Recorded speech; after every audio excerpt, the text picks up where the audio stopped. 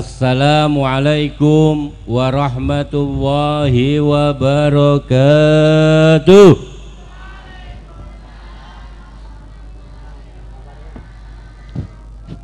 Wakil Dekan Fakultas Usuluddin Adab dan Dakwah Bapak Dr. Anwar Sanusi MA, Ketua Jurusan Sejarah Peradaban Islam Ibu Aah Syafaah MAG.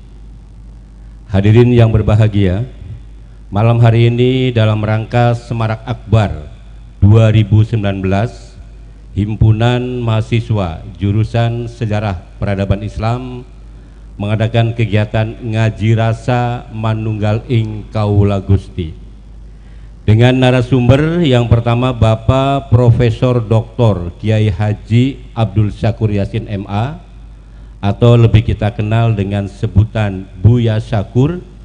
Beliau adalah pengasuh Pondok Pesantren Cadang Pinggan Indramayu. Narasumber yang kedua Bapak Dr. Ngatawi Al Sasro, beliau adalah budayawan.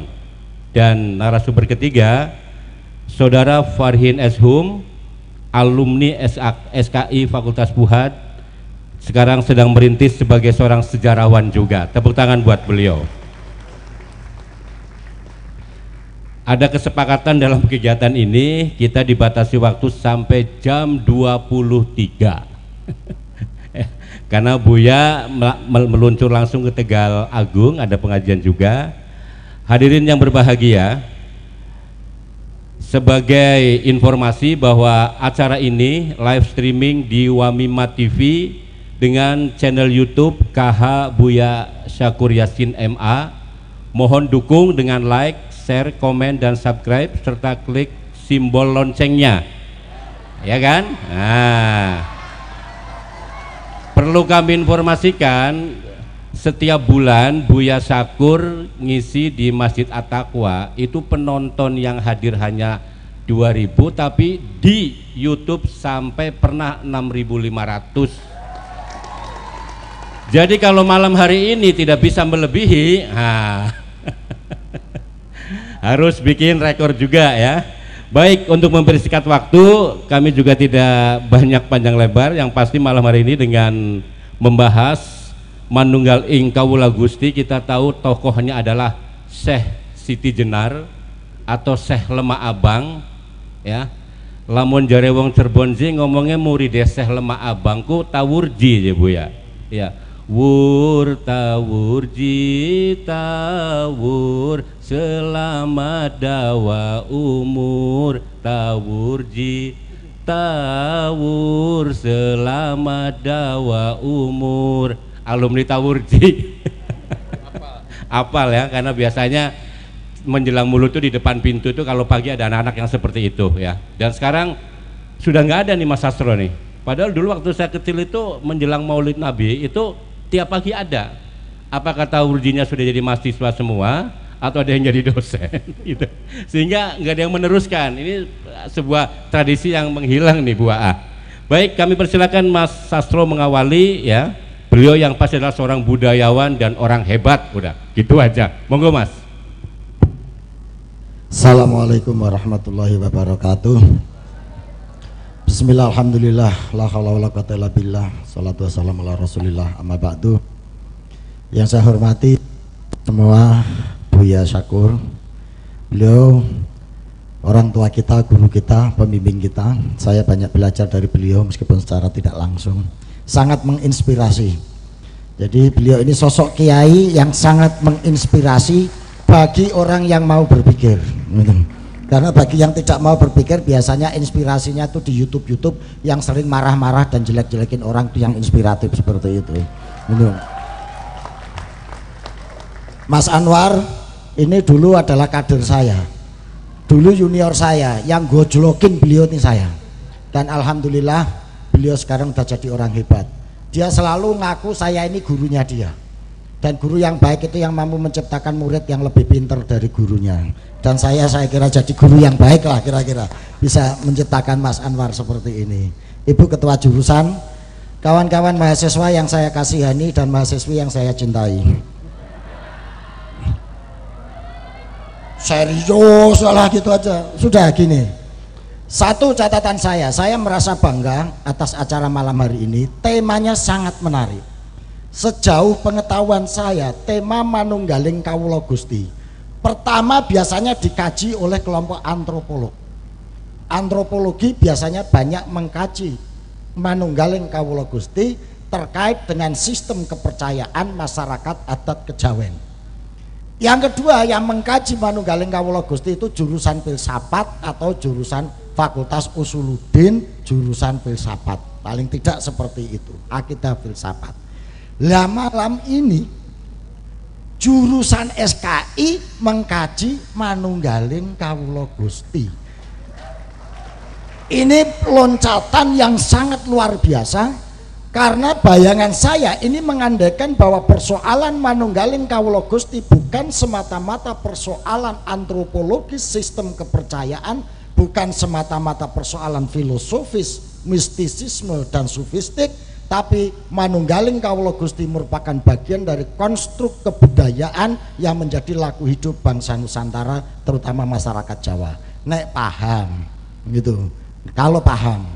Karena saya sendiri memahami bahwa Manunggaling Kawula Gusti itu konstruksi budaya, karena ini merupakan tafsir, ekspresi dari spirit religiositas yang kemudian ditafsirkan dalam suatu kerangka konsep menjadi laku hidup. Dan ini ketika suatu konsep, suatu spirit, suatu pemikiran dikonstruksikan menjadi laku hidup, itu menjadi kebudayaan, karena dia sudah dijalankan oleh manusia. Apapun yang dilakukan manusia, entah bersumber dari spiritualitas, entah bersumber dari pengalaman hidup, entah bersumber dari inspirasi yang dia peroleh ketika berdialog dengan alam, itu sudah menjadi kebudayaan. Maka dalam konteks ini Manunggaling Kawula Gusti yang tadi disebutkan, yang paling menonjol itu dilakukan oleh Syekh Siti Jenar dalam konstruk mistisisme pertautan sufisme Islam dengan tradisi Kejawen. Karena banyak antropolog yang mengatakan bahwa Manunggaling Kawula Gusti itu sumbernya adalah spiritualitas Jawa. Kalau diulut lebih atas lagi sebetulnya adalah Kapitayan. Kalau dalam konteks Nusantara loh. Kalau dalam konteks Timur Tengah ya bisa Ibnul Arabi, bisa Al-Halaj, nanti Buya Syakur yang akan ngomong itu. Tapi sebagai konstruksi budaya yang ada di Nusantara, maka ini adalah pertautan antara sumber spiritualitas Kejawen yang pada saat itu belum ada agama Islam, belum ada agama yang lain. Dia hanya merupakan keyakinan, kepercayaan bahwa dunia ini ada yang ngatur. Yang ngatur siapa? Nggak tahu.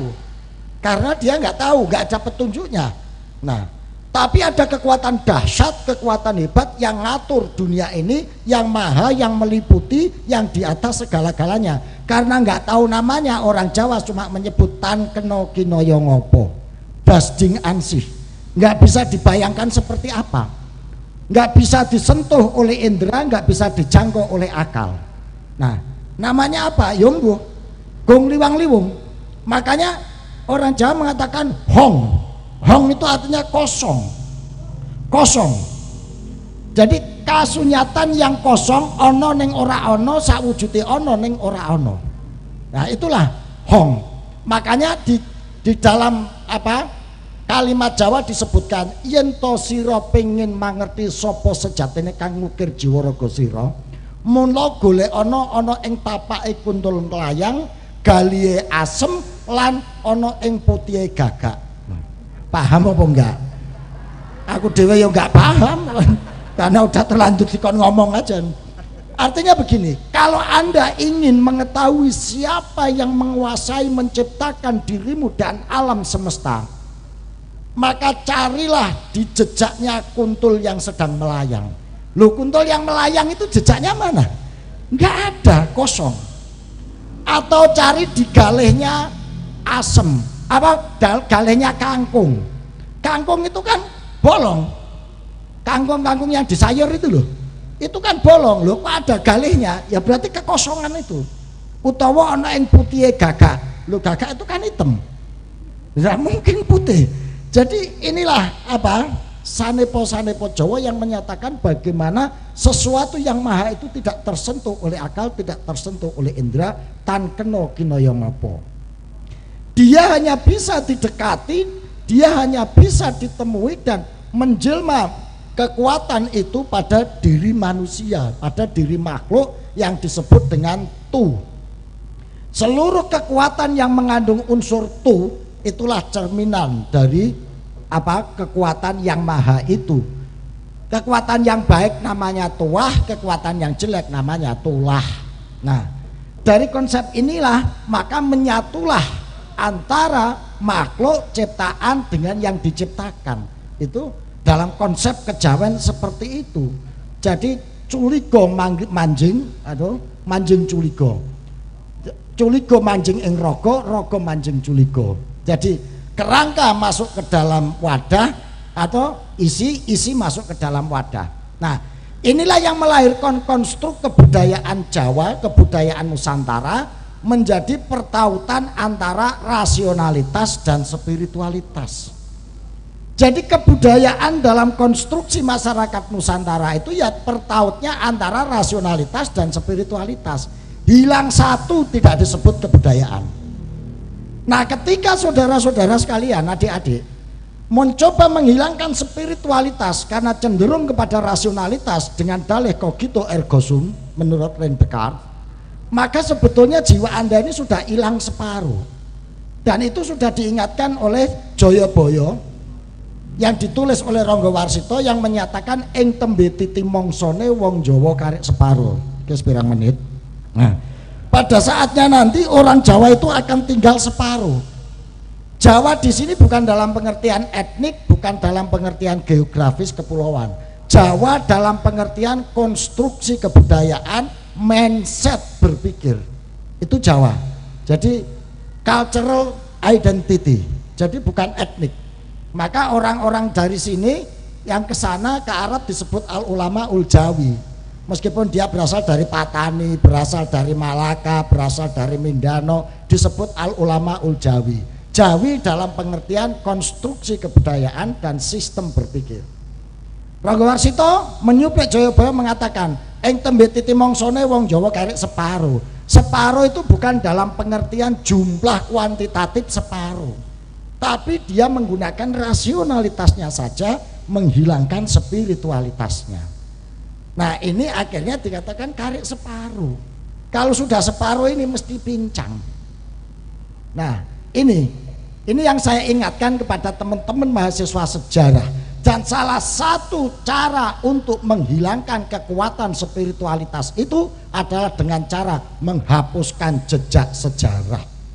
Karena orang yang tahu sejarah, dia akan mengerti sangkan paraning dumadi, genealogi pengetahuan, genealogi sosiologis, dan genealogi antropologisnya dia tahu, sehingga nggak gampang ditipu, nggak gampang dihapusi, karena dia punya marojiul hayah.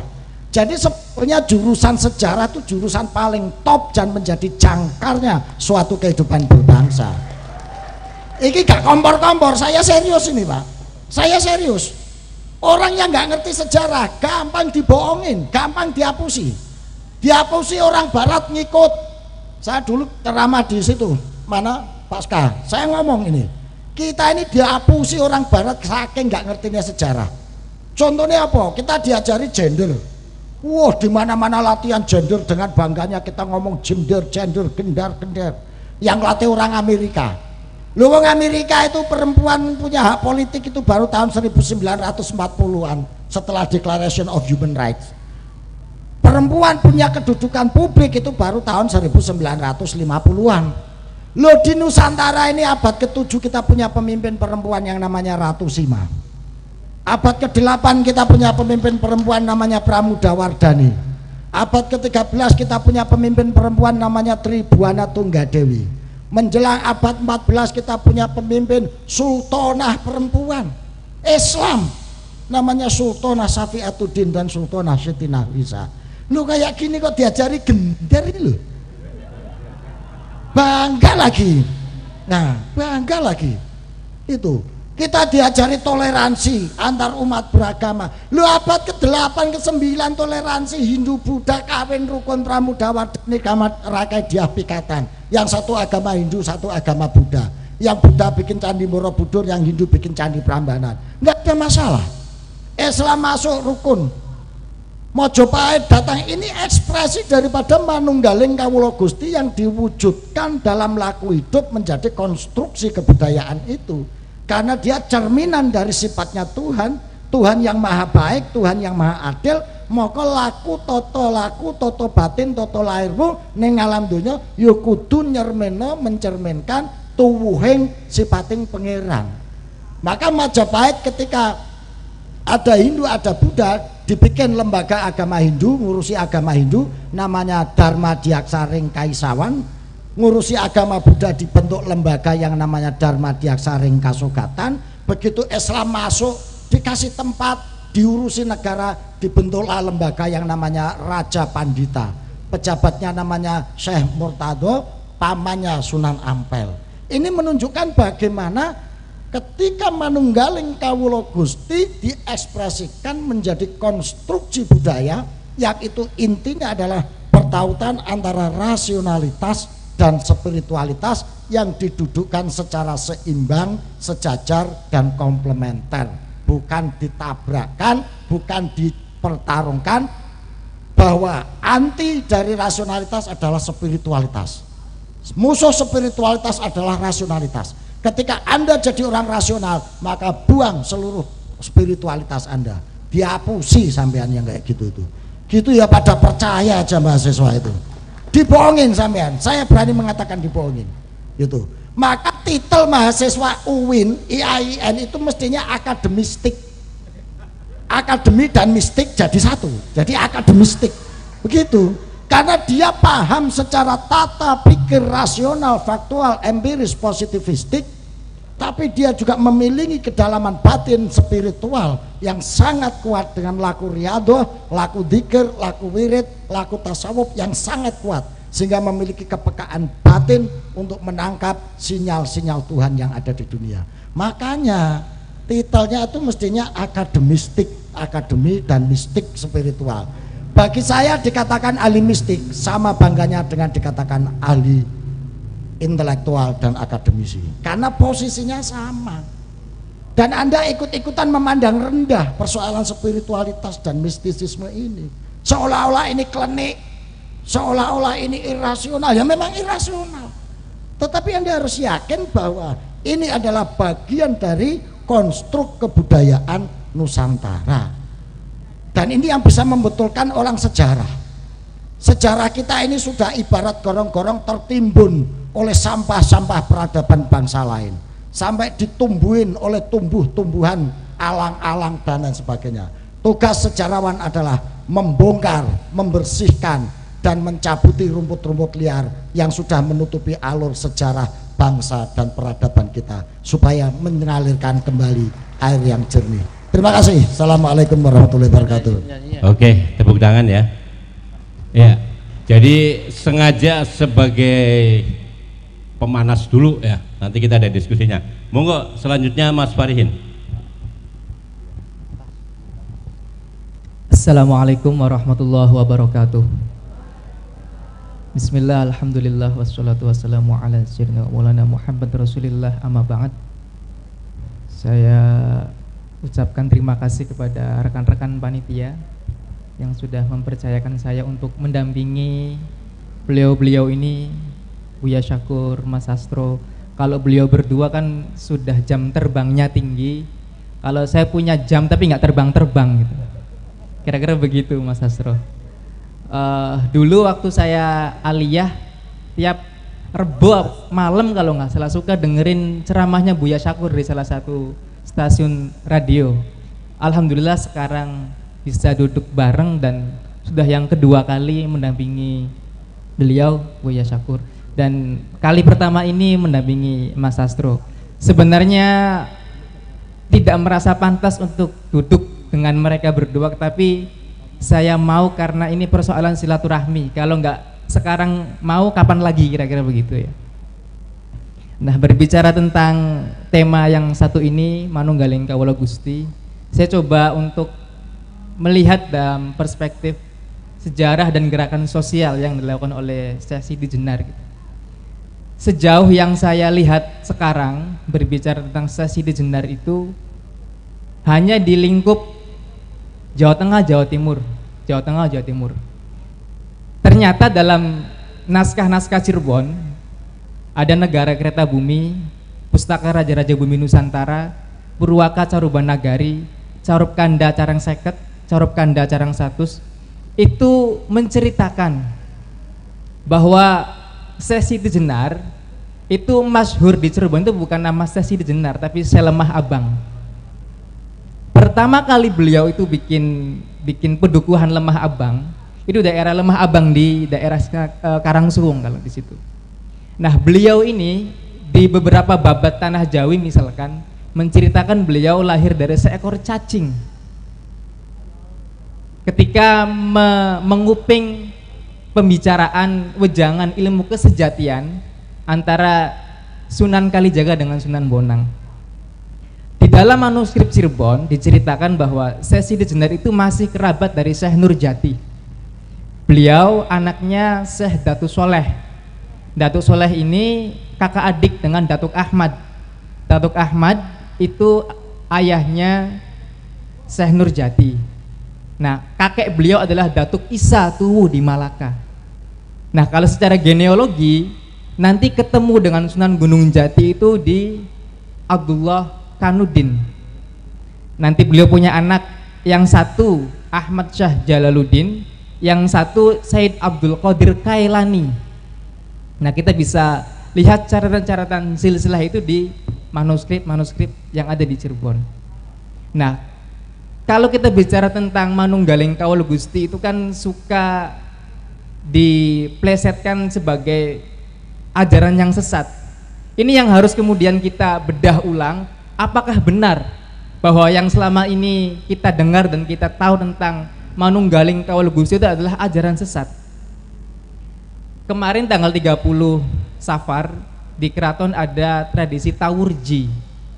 Nah, Tawurji ini menceritakan tentang perjalanan murid-muridnya Syekh Sidi Jenar.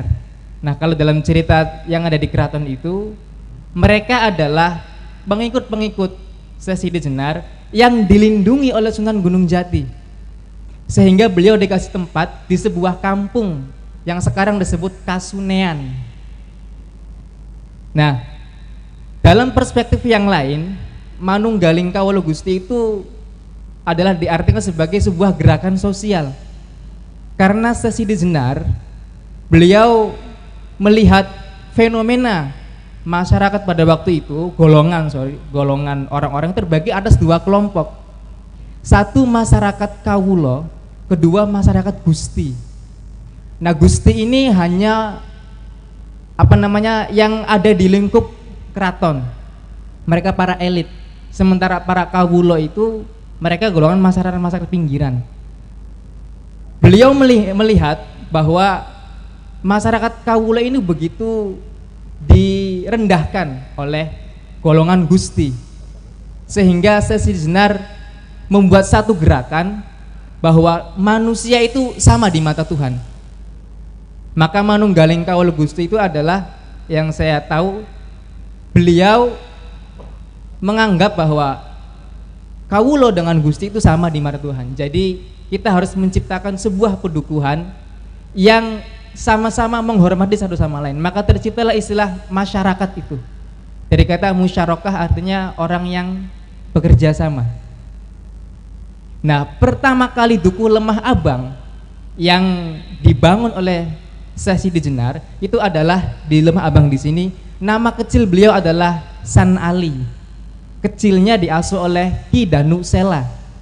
Danu Sela itu adalah orang yang pertama kali babat alas Cirebon dengan Walang Sungsang atau Pangeran Cakrabuana. Waktu Datuk Soleh ke sini dengan istrinya, umur Syekh Sidi Jenar masih kurang lebih 2 bulan. 6 bulan usia kandungan ibunya, ayahnya wafat, Syekh Datuk Soleh. Ketika melahirkan beliau, ibunya wafat. Itu kalau dalam catatan yang saya tahu. Nah kemudian beliau diasuh oleh Ki Danusela di tanah kebun pesisir yang dibabat alus oleh Pangeran Walangsungsang atas perintah Syekh Nurjati. Maka dari situ kemudian beliau dibesarkan di Cirebon, kecilnya di Cirebon, dan menjadi santrinya Syekh Datul Kafi atau Syekh Nurjati. Nah karena nama beliau itu banyak dan kuburannya juga banyak, ditambah lagi ajarannya kontroversial, sehingga nama beliau itu begitu populer. Tapi menurut catatan naskah yang ada di Cirebon, di negara Kertabumi itu, makamnya ada di Gunung Amparan Jati. Nah, beliau Dr. Agus Sunyoto, Pak Agus Sunyoto itu pernah meneliti beliau, yang kemudian melahirkan sebuah karya sastra, yaitu Suluk Abdul Jalil jilid 1 sampai 7. Nah, beliau juga mengakui tentang ketokohan Syekh Sidi Jenar sebagai seorang wali dengan mengupayakan gerakan sosial, karena beliau inilah sebagai pelopornya. Maka dari itu, karena beliau ini dianggap sebagai orang yang mengacaukan para wiku pada waktu itu, dan juga para resi, ada ajar, ada para resi yang memang waktu itu sewenang-wenang. Kalau di Cirebon itu ada orang yang memang menyerupai ajaran-ajaran beliau. Ini boleh nanti kita berdiskusi bareng, barangkali saya salah. Itu namanya Pangeran Anggaraksa. Nah dia anaknya Resi Bungsu. Nah Resi Bungsu ini anaknya Cakraningrat, kerajaan Raja Galuh. Cakraningrat dari anaknya Ningrat Wangi, saudaranya Siliwangi. Inilah lawan politik dari Pangeran Cakra yang ada di tanah Pasundan ini. Maka beliau berguru kepada Hasan Ali At-Tibrizi. Siapakah beliau? Dia adalah kakak seperguruan Syekh Abdul Jalil atau Syekh Lemah Abang atau Syekh Sidi Jenar atau Syekh Siti Ibrit, Pangeran Kajenar, Susuhunan Benang Syekh Abdul Jalil. Hasan Ali At-Tibrizi menyebarkan paham yang menyesatkan di daerah Jawa, sementara anaknya Resi Bungsu, Pangeran Anggaraksa, menyebarkan paham yang mengaku sebagai Syekh Sidi Jenar di Cirebon, sehingga yang dieksekusi mati di Cirebon, di alun-alun Masjid Agung Sang Cipta Rasa, itu adalah Anggaraksa, anaknya Resi Bungsu, yang menyerupai Syekh Sidi Jenar. Sementara yang di Jawa itu adalah Hasan Ali At-Tibrizi yang punya dendam lama kepada Syekh Sidi Jenar ketika beliau berguru di Baghdad. Nah, maka dari situlah kemudian ajaran Manunggaling Kawula Gusti ini kemudian dibenturkan kepada Syekh Sidi Jenar yang seolah-olah membuat ajaran sesat. Padahal kalau kita mengkaji lagi lebih dalam, beliau tidak seperti itu. Nah kurang lebih seperti itu yang dapat saya sampaikan. Kurang lebihnya saya mohon maaf, mohon bisa diluruskan kepada beliau, Buya Syakur dan Mas Sasro dan rekan-rekan semua. Terima kasih. Wassalamualaikum warahmatullahi wabarakatuh. Oke, tepuk tangan ya. Ini yang live chat sudah mencapai 790 Bu ya. Luar biasa. Hadirin yang berbahagia, sosok Buya Syakur ini memang sangat luar biasa dari kurikulum vitae. Dia lama di Libya dan Tunisia, juga di London ya.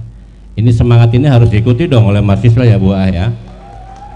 Jangan sampai lelah mencari ilmu ya, sebelum dirimu dicari oleh ilmu, kan seperti itu. Silakan Buya. Nanti sesi terakhir ada pembacaan puisi sama Buya juga, monggo. Sama lagu. Assalamualaikum warahmatullahi wabarakatuh. Ini to the point aja, karena ini katanya 10 menit ya. Gitu. Ini beliau ini lahir 1404, wafatnya 1517, berarti umurnya 93 tahun. Nama lain dari Syekh Sidi Jenar yaitu Sunan Jepara, Syekh Sidi Jenar, Syekh Lemah Abang, Syekh Siti Ibrit. Beliau anggota Dewan Majelis Dakwah Wali Songo yang paling alim atau waliul ilmi. Ada yang menyebutnya Hasan Ali. Tadi sudah dikatakan dia adalah penyebar agama Islam khususnya di Kabupaten Jepara. Sebab kematian Syekh Sidi Jenar tidak diketahui dengan pasti karena versi berbeda-beda. Demikian pula lokasi pemakamannya. Manunggaling kaulang Gusti atau istilahnya wahdatul wujud atau panteisme, sehingga dianggap sesat oleh sebagian. Ada pula yang menganggap sebagai tokoh intelektual, termasuk saya menganggapnya dia adalah tokoh intelektual. Mohon izin. Iya, budayawan boleh, yang telah mendapatkan esensi Islam. Dalam karya sastranya disebut Pupuh berisi budi pekerti. Ajarannya dianggap bertentangan dengan ajaran Wali Songo, terletak pada pemahaman aspek moral ketentuan syariat yang dilakukan oleh Wali Songo. Ajaran yang paling kontroversial adalah satu, masalah hidup dan mati, kedua, Tuhan dan kebebasan, dan ketiga, tempat berlakunya syariat. Itu tiga pokok yang menjadi hal yang paling kontroversial dalam sejarah ini. Beliau mengatakan kehidupan di dunia ini disebut sebagai kematian. Sebaliknya, apa yang disebut sebagai kematian justru disebut sebagai awal dari kehidupan yang hakiki dan abadi. Ini yang sangat kontroversial sekali. Saya melihat tiga persoalan ini tidak kontroversi. Ini nanti ingin saya jelaskan supaya kasihan juga orang udah mati masa dimusyrik-musyrikan terus. Tetapi saya di sini bukan untuk membela Syekh Siti Jenar dan bukan untuk menyalahkan Syekh Siti Jenar, tapi saya mencoba akan memaparkan kepada kita semuanya bahwa perbedaan itu disebabkan karena sudut pandang yang berbeda. Dan nanti saya tutup sajak saya juga, namanya itu perbedaan sudut pandang. Versi kematian Siti Jenar itu ada 7 versi ya. Satu, dihukum oleh Sultan Demak, algojonya Sunan Kalijaga. Yang kedua, dihukum oleh Sunan Gunung Jati, algojonya Sunan Gunung Jati sendiri. Nggak tahu ini belum tahu tidak ya. Tiga, dihukum oleh Sunan Giri, algojonya Sunan Gunung Jati. Jadi algojo Sunan Gunung Jati ini. Kemudian yang keempat, dihukum oleh Sunan Giri, keris ditusukkan ke badannya hingga tembus ke punggung. Yang kelima, dihukum oleh Sunan Gunung Jati, algojonya Sunan Kudus. Yang keenam, memilih sendiri kematiannya. Yang ketujuh, ini 2 orang teman penyebar fitnah mengaku sebagai Syekh Siti Jenar. Tadi yang dihukum mati itu sebenarnya bukan dia. Yang dieksekusi bukan Syekh Siti Jenar, tetapi kedua teman itu yang dendam kepada Syekh Siti Jenar tadi. Kemudian juga muncul pertanyaan besar, Syekh Siti Jenar itu memang ada atau tidak sebetulnya itu, atau jangan-jangan ini tokoh imajiner aja sebetulnya, seperti yang terjadi pada pribadi perawi hadis, yaitu siapa namanya yang paling banyak hadisnya itu Abu Hurairah. Nah sekarang dipertanyakan juga Abu Hurairah. Abu Hurairah itu apakah nama orang atau nama institusi sebagai pabrik penghasil hadis, itu dipertanyakan juga. Saya nggak tahu, nanti kita bicarakan bersama. Untuk kepentingan politik sebetulnya dilakukan tuh, berawal dari perebutan kekuasaan antara sisa-sisa Majapahit non Muslim yang tidak menyingkir ke timur dengan kerajaan Demak, yaitu salah satu cucu Brawijaya V.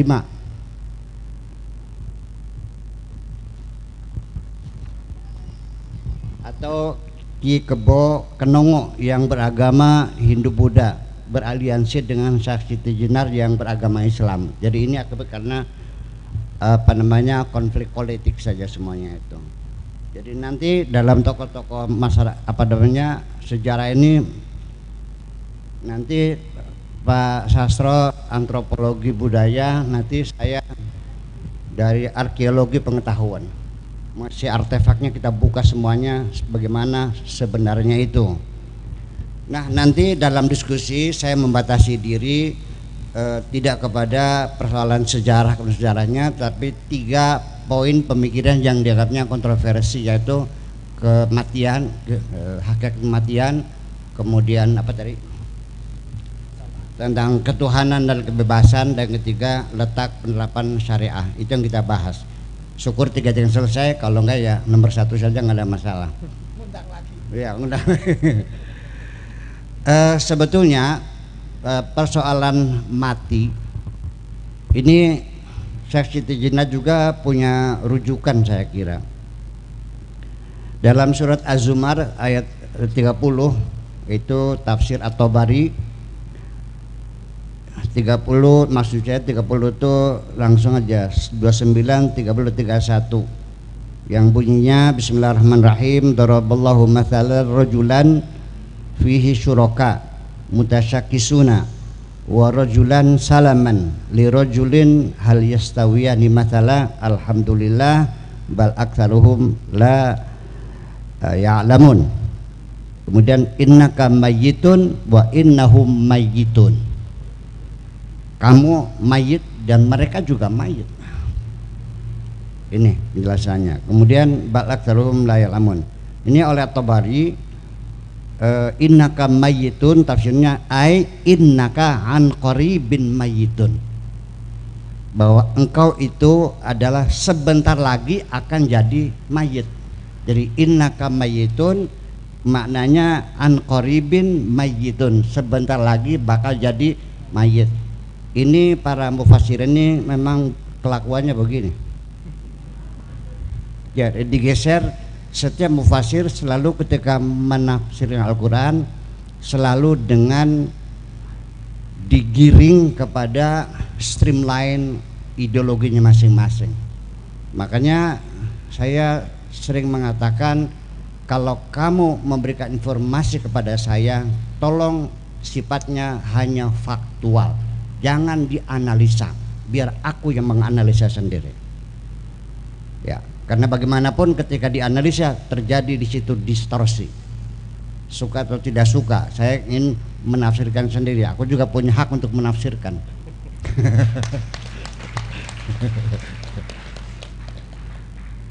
Dua orang yang beragama berbeda menceritakan peristiwa yang sama, ketika diberi izin beranalisa maka pasti akan berbeda. Itu. Jadi ini nanti ada di dalam buku metode interview, itu tentang bagaimana kita memahami mengapa terjadi distorsi dalam penyampaian informasi. Ini bukunya buku lama banget nih. Dan kemudian ada hal yang paling penting bagi saya, bahwa pada akhirnya mah kematian itu al-mautu la budda, ya, la budda minhu li i'adatil barmajah, bahwa akhirnya mah kematian adalah suatu keharusan dengan tujuan untuk melakukan i'adatul barmajah, reprogramming, atau kalau komputer update, bahwa kematian itu penting dan harus ada. Sesungguhnya kematian itu ada atau tidak ada, wujudnya wujud hakiki atau wujud nisbi, tetapi ketika Allah mengatakan khalaqal mauta wal hayata, berarti maut adalah sesuatu yang ada. Di dalam diri kita sendiri ada kehidupan dan ada kematian. Saya bisa dikatakan mati sekarang karena setiap saat sekitar 18 miliar sel yang rusak dalam tubuh saya dan diganti dengan sel-sel yang baru. Tubuh kita ini kurang lebih 280 miliar sel, dan akibat beraktivitas sel yang mati itu setiap hari sekitar 18 miliar dan digantikan dengan sel yang baru. Dalam surat Yasin dikatakan wa man nu'ammirhu nunakkisu fil khalqi afala taqilun. Jadi barang siapa yang nanti akan dipanjangkan umurnya, maka Allah akan menciptakan sel-sel yang rusak dengan sempurna dengan sel-sel yang baru, sehingga sekalipun usia sudah lanjut tapi masih perkasa dan masih kokoh, umurnya panjang, karena di situ sel yang mati dihidupkan lagi oleh Allah Subhanahu wa taala.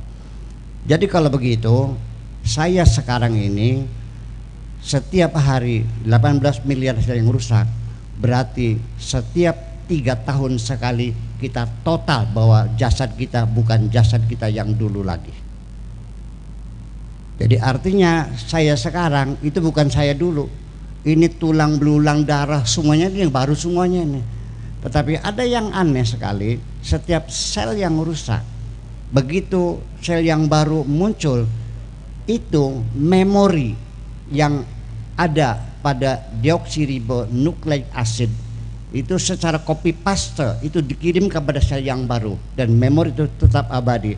Otak kita tetap seperti dulu dan saraf kita punya memori semuanya. Dan itulah proses kehidupan dalam diri kita dan itulah proses kematian dalam diri kita. Oleh karena itulah maka ketika para mufassirin ini ayat-ayat fisika semuanya waktu itu belum didukung dengan ilmu pengetahuan.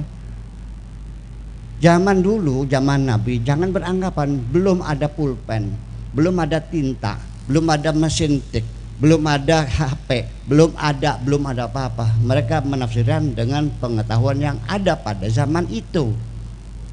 Sehingga terjadilah penafsiran yang berbeda-beda.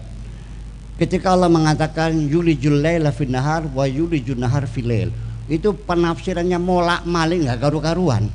Karena mereka belum tahu bahwa bumi itu bulat dan berputar.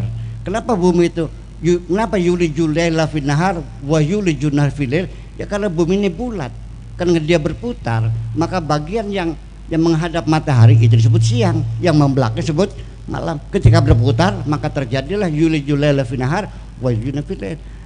Jadi artinya kita tidak menyalahkan mereka, kita maklumi saja. Yuk kita bikin gerakan baru menyempurnakan karya-karya orang yang terdahulu. Terima kasih. Inspiratif sekali ya, membangun wacana berpikir ya bahwa hakikatnya kita ini terus bergerak ya Bu ya. 3 orang penanya ya dan langsung ya. Silakan. 1, belakang ada lagi 2, oke. Mohon panitia mic-nya biar segera menyebutkan namanya ya. Halo panitia, langsung mic-nya. 2 orang perempuan, nanti yang laki-laki ya, yang di tengah ya. Sebutkan namanya. Silakan, itu yang paling depan tuh.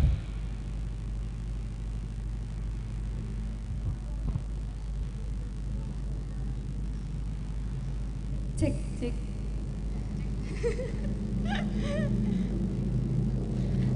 Bismillahirrahmanirrahim. Assalamualaikum warahmatullahi wabarakatuh. Ya, nama saya Sri Tanjung Sugiyarti dari Sejarah Peradaban Islam semester 1 kelas C.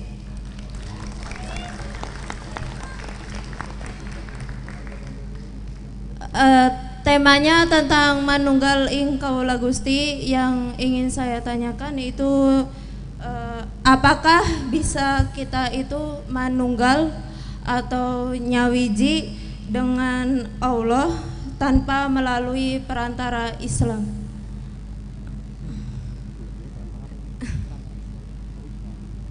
Mungkin itu saja yang mau saya tanyakan. Terima kasih, kurang lebihnya. Wassalamualaikum warahmatullahi wabarakatuh. Waalaikumsalam. Berikutnya yang kedua, silakan. Mohon panitia mic-nya ya. Ini pertanyaannya dahsyat nih Bu ya.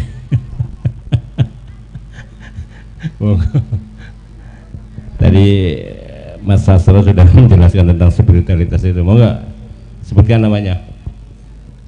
Assalamualaikum warahmatullahi wabarakatuh. Nama saya Mardiana Matofani dari Cirebon Pleret.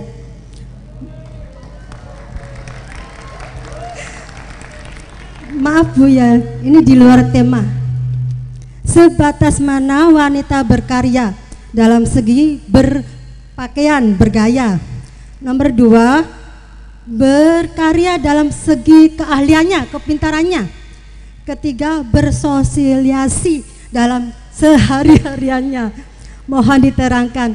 Terima kasih. Wassalamualaikum warahmatullahi wabarakatuh. Waalaikumsalam. Satu lagi yang laki-laki, ayo. Mana? Belakang ada, belakang. Itu di belakang ya. Ya, sambil menunggu penanya, saya ingatkan lagi bahwa acara ini live streaming di Wamima TV, channel YouTube KH Buya Syakur Yasin MA. Setelah Anda lihat, mohon di like, share, komen, dan subscribe serta klik simbol loncengnya. Ya. agar Anda selalu mendapat notifikasi. Ya, silakan.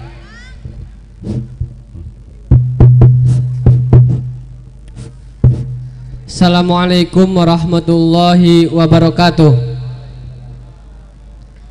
Yang terhormat kepada Buya Syakur, Mas Al-Zastrowi dan Mas Farihin, saya ingin bertanya. Wahid Abdurrahman nama saya asal Cirebon di Kecamatan Kedaung.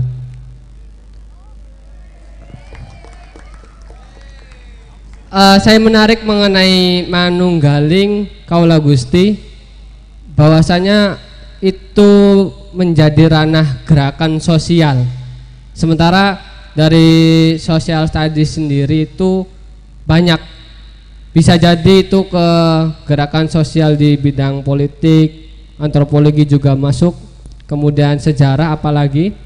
Yang jadi pertanyaan ialah Syekh Siti Jenar ini gerakan politik atau gerakan sosialnya itu di daerah mana, kemudian apakah tujuannya itu untuk masyarakat atau untuk kepentingan individu sendiri itu mengenai Syekh Siti Jenar. Terima kasih.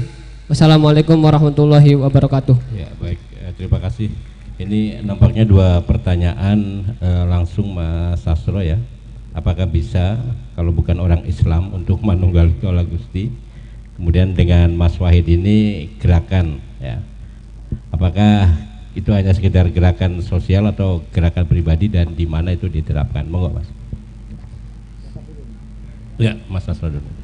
Apakah bisa orang mengalami manunggaling Kawula Gusti, bersatu antara manusia dengan Gusti? Tadi sudah dijelaskan bahwa manunggaling Kawula Gusti ini soal perspektif tafsir yang bersumber dari spiritualitas dan dibangun oleh konstruksi sosial budaya suatu masyarakat itu. Itu sebagai budayawan saya melihatnya seperti itu. Maka Buya tadi mengingatkan sebagai tafsir mesti banyak, tergantung perspektifnya masing-masing. Ketika Syekh Siti Jenar mengatakan manunggaling Kawula Gusti adalah bahwa manusia itu cerminan dari sifat zat wujudnya Tuhan yang ada di dunia, maka dia ini sebetulnya adalah ya bukan siapa-siapa, ya Tuhan itu ada pada diri setiap manusia itu. Nah, lalu bagaimana bisa nggak manunggal itu di luar konteks Islam? Ya tergantung, orang Kristen punya paham seperti itu juga. Bagi orang Kristen ya bisa juga dalam pemahaman pemikiran dia akan bisa manunggal antara Roh Kudus, antara Yesus dengan Roh Kudus dan lain sebagainya melalui cara dia, karena masing-masing punya apa?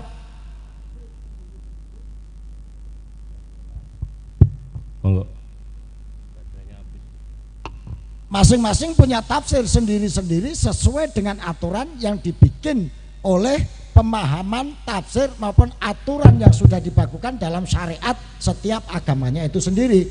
Kalau orang Islam saya ditanya apakah bisa manunggaling Kawula Gusti di luar Islam, saya akan ngomong tidak bisa, karena saya Muslim gitu loh.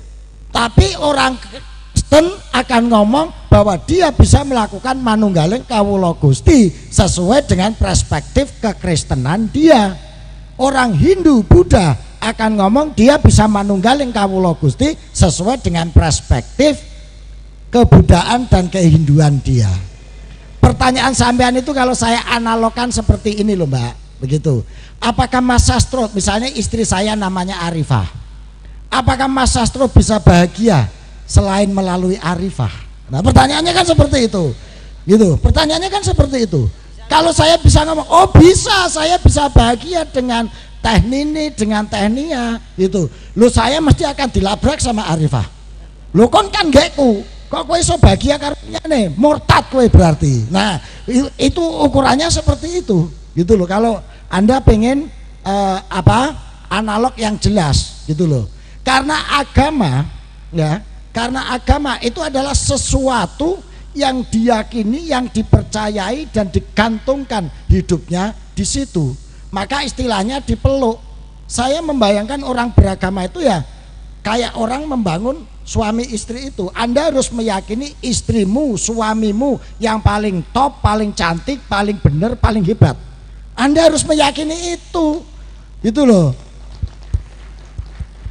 Dan Anda tidak boleh mencela istrinya orang lain. Karena orang lain juga beranggapan istrinya atau suaminya begitu. Saya ngomong, aduh Arifahku terkasih, wajahmu cantik bagaikan sinar bulan purnama. Enggak terlambat celana, cantik apa, irungnya pesek kayak ngono. Ayo ngamuk saya. Gitu. Saya akan meyakini itu, karena begitu keyakinan itu hilang, mesti akan nyeleweng saya. Dan itu artinya saya murtad. Gitu. Nah, kira-kira seperti itu, Mbak. Anda harus meyakini bahwa jalan terbaik, jalan terhebat, jalan paling top untuk membangun kebahagiaan dunia akhirat itu adalah ketika saya bersama Arifah misalnya, gitu. Meskipun banyak cara lain, lah itu Anwar itu kalau bojone kayak bahagia. Nah, ya urusannya dia, kita nggak usah melak-melak ngurusi. Dia juga bisa bahagia dengan cara membangun etika, tata cara, syariat yang benar dengan istrinya. Jadi kira-kira seperti itu, Mbak. Kalau sampean tanya, bisakah kita manunggaling kawula Gusti setiap individu seperti yang dibayangkan oleh Syekh Siti Jenar. Syekh Siti Jenar itu kalau diteruskan tadi Bu ya, yang tentang kebebasan dan beragama itu lebih top lagi, tapi harus ngundang Buya lagi, bikin acara lagi, nanggap lagi, gitu caranya. Soal biaya tinggal ngomong sama Budek 3, gampang itu nanti. Budek 3 ya ora duwe dhewe ya kok kayak gitu. Jadi itu. Nah, jadi kira-kira gitu Mbak bayangannya ya. Bayangannya seperti itu. Setiap orang bisa mencapai itu dengan caranya, dengan syariatnya masing-masing gitu. Tapi bagi kita sebagai seorang muslim, kita meyakini bahwa yang bisa itu ya harus melalui Islam. Seperti saya meyakini saya bisa bahagia bersama istri saya itu. Karena ketika saya bisa bahagia dengan teknik, saya murtad. Karena rumah tangga saya hancur, saya mengkhianati dari komitmen yang saya bangun itu, gitu loh. Penjelasan sosiologisnya seperti itu. Inilah yang disebut dengan pendekatan kultural itu. Karena ini setiap agama itu akan melahirkan suatu kultur-kultur seperti itu. Termasuk dalam konteks ini tafsir mengenai manunggaling kawula Gusti itu tadi.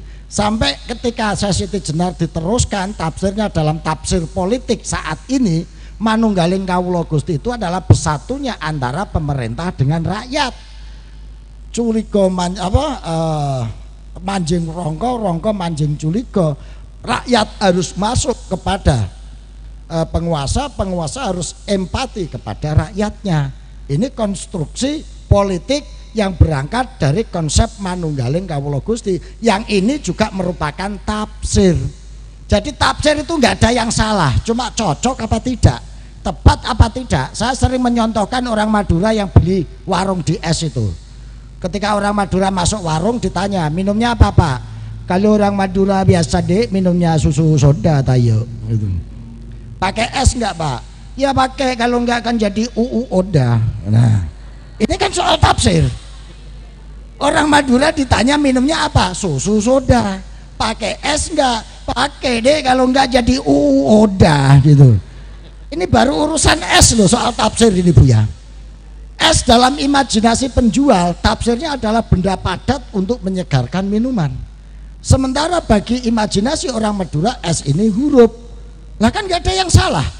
Meskipun al-jawab tidak yutobikus soal, tapi nggak ada yang bisa disalahkan. Nah inilah tafsir.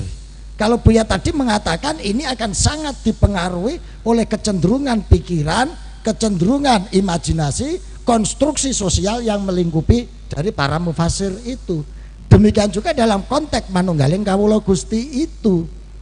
Itulah Mbak jawaban saya. Terima kasih. Oh, tadi dengan sangat bagus sekali sudah dijelaskan oleh Mas Farikin bahwa adat ini tafsir. Saya kok memahami dalam konteks kebudayaan Bu ya, Syekh Siti Jenar ini menjadi teks. Dia teks yang bebas kalau kita pakai pendekatan Karl Popper. Jadi teks yang bebas setiap saat bisa menafsirkan terhadap teks ini, sehingga Syekh Siti Jenar bisa dipahami sebagai teks yang punya makna satu gerakan politik seperti yang dikatakan oleh Mas Farikin tadi, bahwa dia ingin merubah tatanan sosial yang terjadi diskrepansi cukup kuat antaranya kawulo dengan Gusti. Nah, dia ingin merombak ini bahwa kawulo dan Gusti itu mestinya menyatu, tidak ada jeda untuk itu. Dan ini melalui imajinasi tafsir sosial, kalau bahasanya Peter L. Berger, dia membuat tafsir sosial yang direkonstruksi dengan legitimasi teologis sofistik manunggaling kawula Gusti itu, untuk melegitimasi tafsir sosial yang dia konstruksi itu dengan legitimasi teologis sofistik itu, sehingga antara kawula dan Gusti itu menjadi nggak berjarak. Apakah ini untuk kepentingan beliau pribadi? Saya kira tidak. Karena apa? Kalau untuk kepentingan beliau pribadi, saya pikir beliau akan jadi pejabat, akan jadi penguasa dan ikut dalam perebutan pertarungan. Tapi sejauh sejarah maupun masih yang pernah saya baca, saya sebenarnya tidak pernah ikut dalam perebutan kekuasaan, meskipun dia dianggap sebagai pengganggu kekuasaan. Saya kira itu. Terima kasih.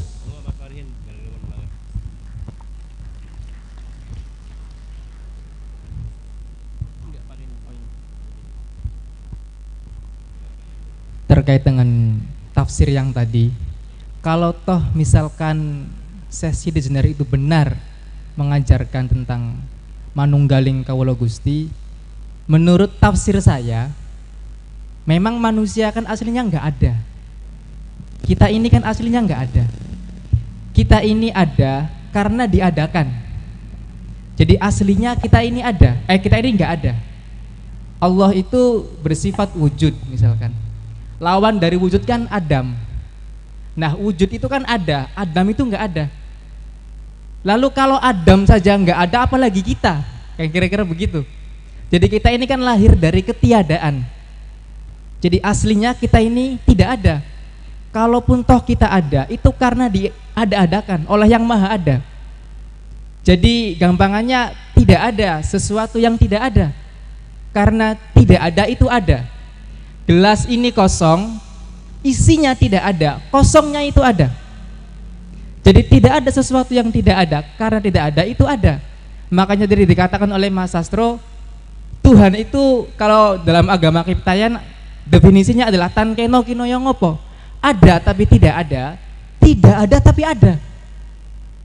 Maka itu yang menjadi tafsir tentang manunggaling kawula Gusti dalam perspektif teologi itu. Maka kita lahir dari sebuah ketiadaan, maka aslinya kita nggak ada. Apalagi kalau kita berbicara tentang identitas, aku mahasiswa, aku doktor, aku profesor, aku pejabat, itu semua kan sebenarnya nggak ada. Kita ini bukan siapa-siapa. Misalkan kalau saya dosen seperti Pak Anwar, ya saya jadi dosen ketika saya ngajar di kampus. Pulang ke rumah ya saya menjadi suami dari istri saya dan bapak dari anak-anak saya. Jadi kita bukan dokter lagi. Masa tentara kemudian pengen ngeloni bojone, aku tentara loh, masa gitu? Ya enggak.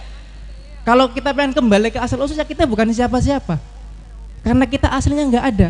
Jadi jangan banter-banter ngomong aku ada, aku punya ini, aku punya itu, karena kita aslinya enggak punya apa-apa.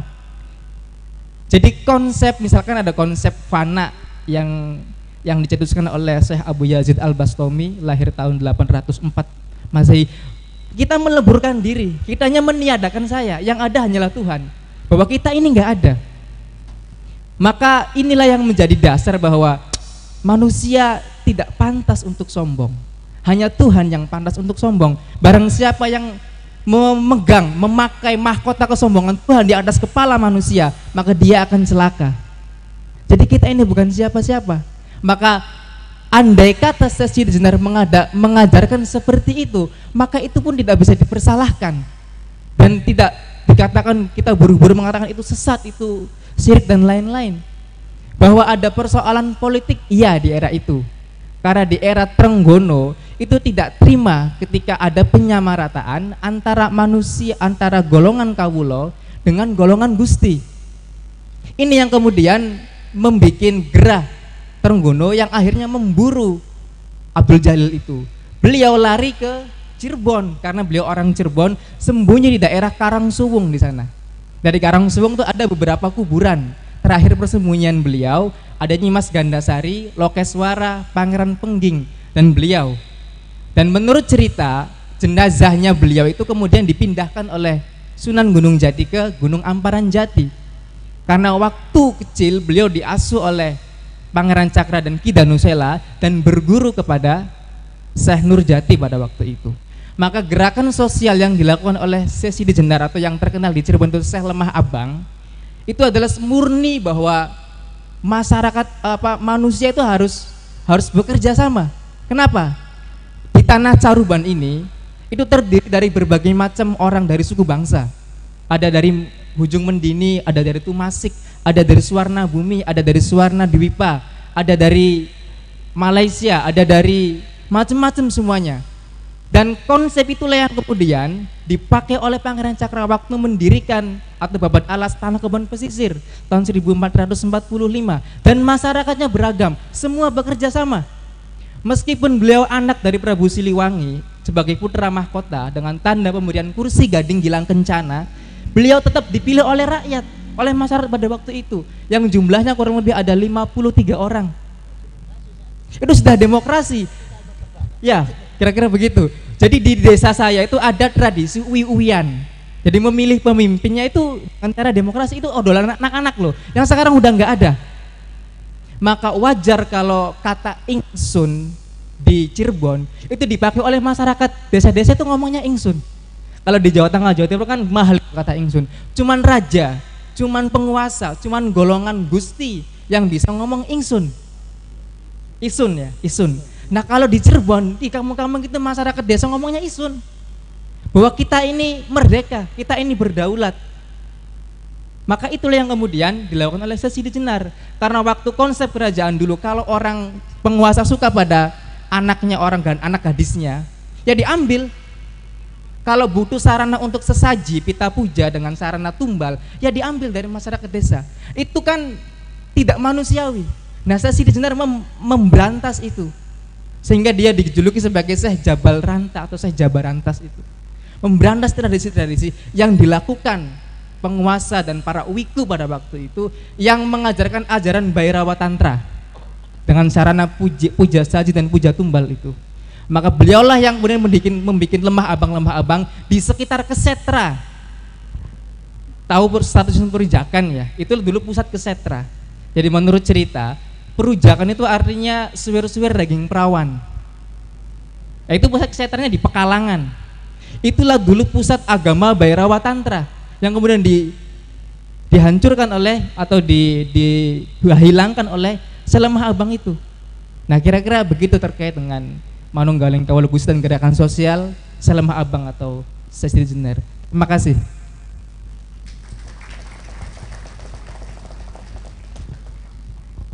Untuk Buya ada tambahan pertanyaan nih tadi dari Kedawung ya tentang perempuan ya, kepintarannya atau apa? Oh. Saya menjawab pertanyaan pertama dan ketiga. Yang kedua nanti terakhir masalah perempuan itu. Ini khusus spesial kado dari saya.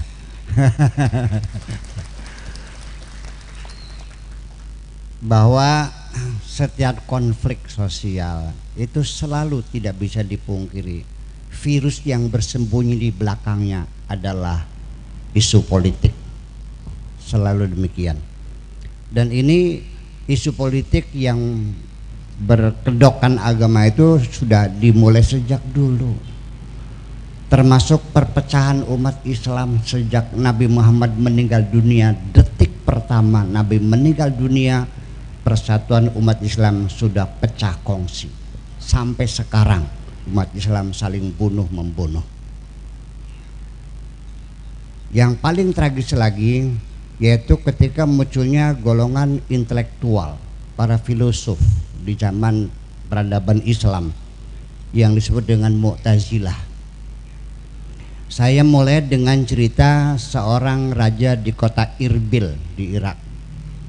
Ketika sedang sholat Idul Adha, dia berkhutbah lalu mengatakan, saudara-saudara sekalian, nanti kalau saya sudah selesai khutbah silakan boleh dipotong ontaknya, kambingnya untuk kurban. Saya juga punya korban khusus, itu kepalanya Syekh Jaham, pimpinan Mu'tazilah. Begitu turun langsung dikewer dan dipenggal kepalanya di tengah lapangan itu. Berapa korban Mu'tazilah yang mati? 10.000 kaum intelektual. Termasuk Imam Ghazali juga bergabung dengan sang penguasa. Ada konspirasi pun ini. Iya. Sampai dia menyerang Ibn Rushd kan begitu. Nah, itulah persoalannya. Jadi 10.000 itu yang diangkat isunya masalah Al-Quran, makhluk atau bukan makhluk, qadim atau hadis.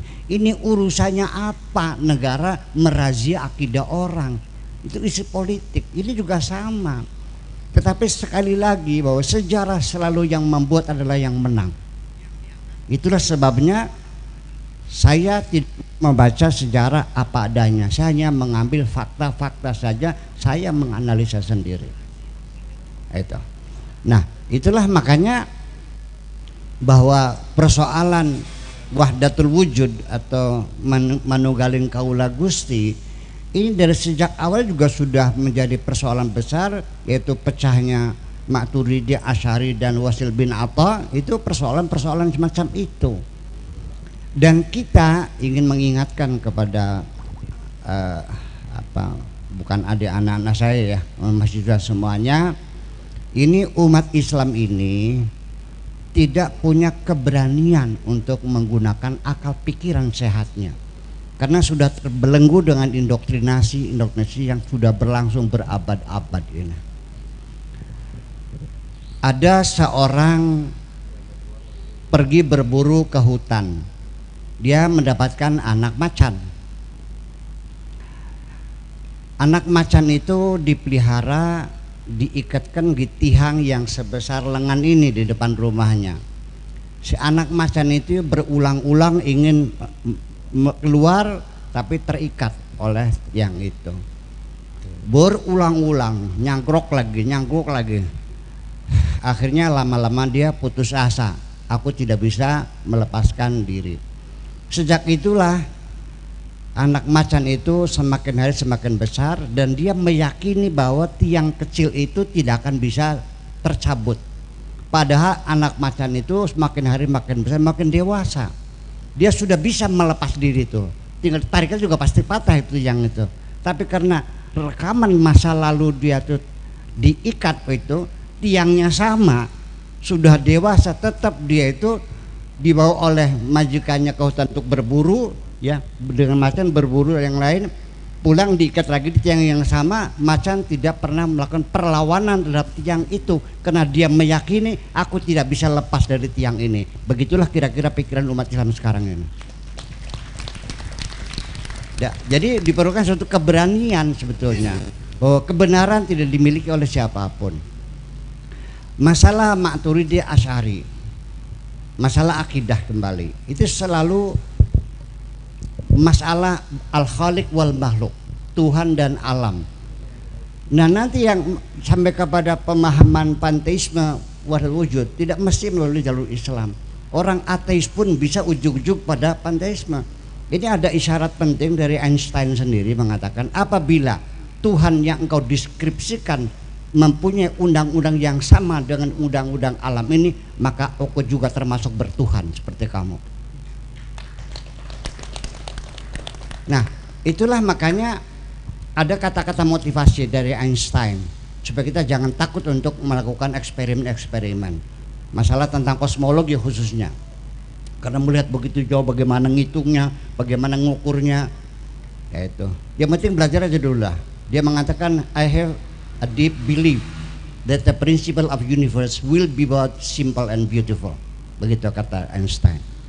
Jadi kita jangan dulu merasa kalah pengaruh dulu, coba aja dulu dobrak. Akibatnya nanti silakan, nanti kita lihat semuanya. Tapi tetap saja maksud kita lihat dia ya baik, tidak menyalahkan siapapun. Kita untuk menyempurnakan, karena pengetahuan itu adalah bukan temuan seseorang, tapi proses budaya generasi berikutnya menyempurnakan temuan yang dahulu. Jangan disalahkan kita menyempurnakan gimana, memang sudah sempurna, memang ada yang sempurna. Itulah semacam itu.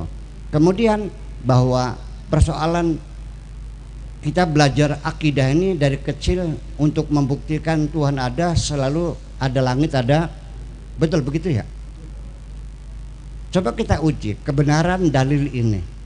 Kalau memang ia langit bumi sebagai bukti adanya Tuhan, ini akan terjebak pada suatu kondisi yang Anda akan terpaksa mengatakan Tuhan tidak ada. Sebelum Allah membuat langit dan bumi, dan engkau ditanya, ada Tuhan enggak? Melongo kan? Akan mengatakan tidak ada. Dan nanti di akhirat nanti, setelah digulung kiamat, langit bumi hancur habis dan tinggal sendirian Allah, limanil mulkul yaum lillahil qahar. Ketika itu engkau masih percayakah Tuhan ada? Mencari bukti, langit sudah tidak ada, Tuhan sudah tidak ada. Berarti Anda tidak punya bukti adanya Tuhan. Makanya saya mengatakan pribadi saya, mau ikut silakan, enggak apa-apa. Saya membuktikan Tuhan ada bukan dari alam ini. Karena Tuhan adalah wajibul wujud dan alam adalah mumkinat. Tidak mungkin mumkinat menjadi bukti terhadap wajibul wujud. Itu logika. Jadi saya akan bukti. Saya akan membuktikan Tuhan ada bukan dengan logika saya. Logika saya terbatas dengan rasa saya. Andai kan nanti di akhirat malaikat tanya, engkau yakin Tuhan ada? Aku bilang yakin ada. Mana buktinya? Akan aku katakan, aku yang merasakan. Selesai.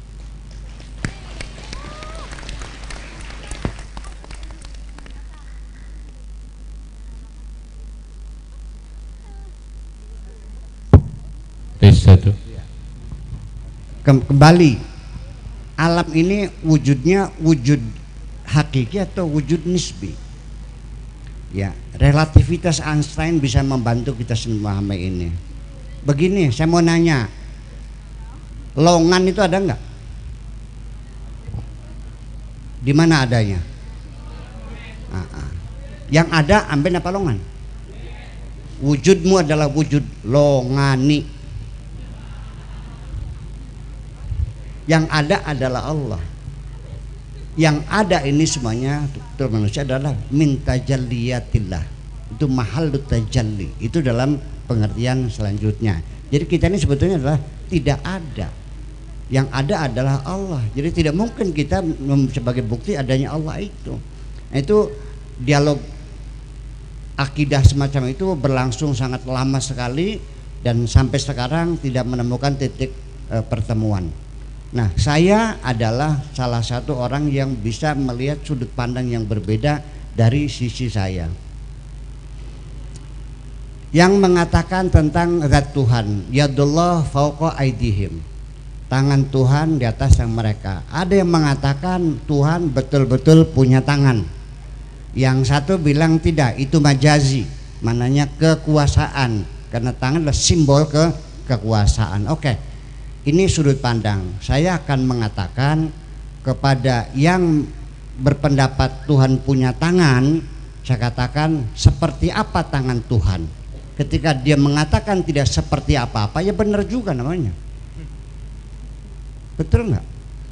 Dia bilang Tuhan punya tangan. Seperti apa tangannya? Tidak seperti apa-apa, ya benar juga. Lalu di mana salahnya?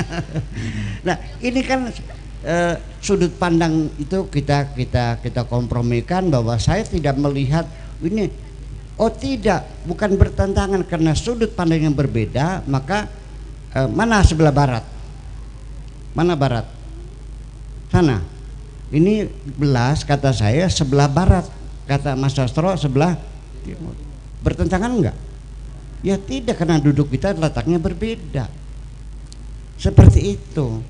Jadi jangan kita mengatakan orang semuanya menghina saya, membelakangi saya. Jangan pikir dulu begitu. Jangan-jangan ada yang salah duduk sebenarnya. Jadi banyak sekali yang semacam itu. Dan kemudian sebelum berakhir, persoalan peran perempuan, jabatan perempuan berinteraksi dengan masyarakatnya dan sebagainya, ini pokok persoalan yang paling inti masalah adalah aurat sebetulnya. Itu saja. Masalah barqah, jilbab dan sebagainya tidak boleh ketemu. Nah ya inilah makanya qul lil mu'minina yaghuddu min absarihim wa yahfadhu furujahum. Di dalam tafsirnya, lelaki kalau ketemu perempuan kita harus buang muka supaya jangan melihat. Ini ilmu etika dari mana kita ketemu orang membuang muka? Jadi yaghuddu min absarihim itu bukan basar, bukan mata. Ini melihat dengan basar itu dengan otak, artinya yang dilarang bukan melihatnya, otak yang ngeresnya itu yang nggak boleh.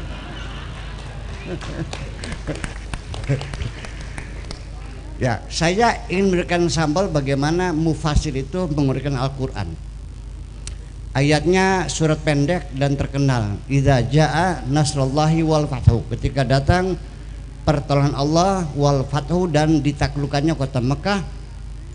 Wa ra'aitana sayadkhulun, dan engkau lihat orang pada masuk fi dinillah, pada agama Allah, afwaja berbodong-bodong. Fasabbihu, maka bertasbihlah, bihamdi rabbika, dengan muji Tuhanmu. Artinya wa fasabbih bihamdi rabbika innahu kana tawwaba. Bertasbih, membaca subhanallah. Enggak masuk akal. Masa menaklukkan kota Mekah dengan biaya yang sangat mahal, dengan harta yang nyawa, cukup direspon dengan cari tasbih baca subhanallah 33, ngaco kamu mah. Ini ayat ini menunjukkan ketika engkau sudah menakluk kota Mekah dan mereka sudah masuk Islam, sudah jangan ada dendam di antara kita. Kita rekonsiliasi, itu namanya itu wastaghfirhu, berrekonsiliasi.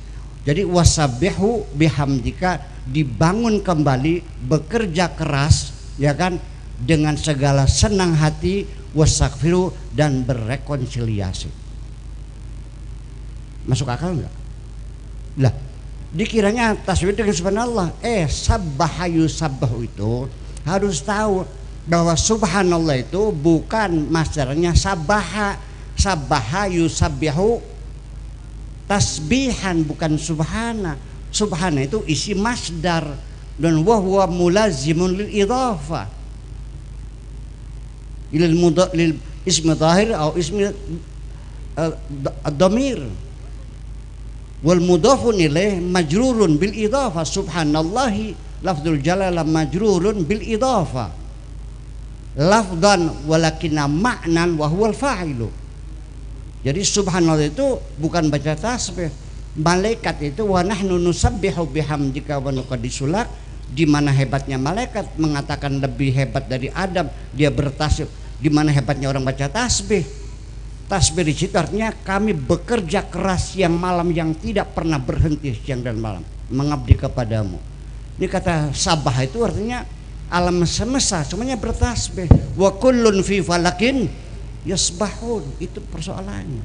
Jadi disitulah, nah sehingga artinya bahwa aurat sendiri diputar-putar akhirnya sesuai dengan peradaban yang di Arab.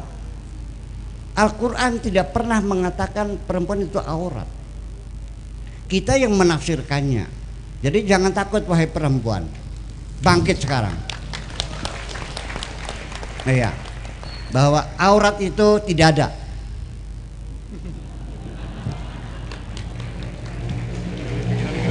Coba saya nanya, bayi lahir ada auratnya enggak? Pakai jilbab enggak? Pakai barko enggak? Kenapa? Belum ada auratnya. Berarti aurat itu sesuatu yang datang kemudian, tidak bersama-sama dengan kulit. Berarti itu loh, aurat itu adalah bukan mahsusat. Sih, anak perempuan umur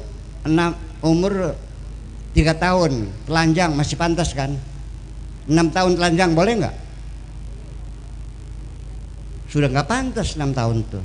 Anak laki-laki 11 tahun anjerman yang kali masih pantas boleh?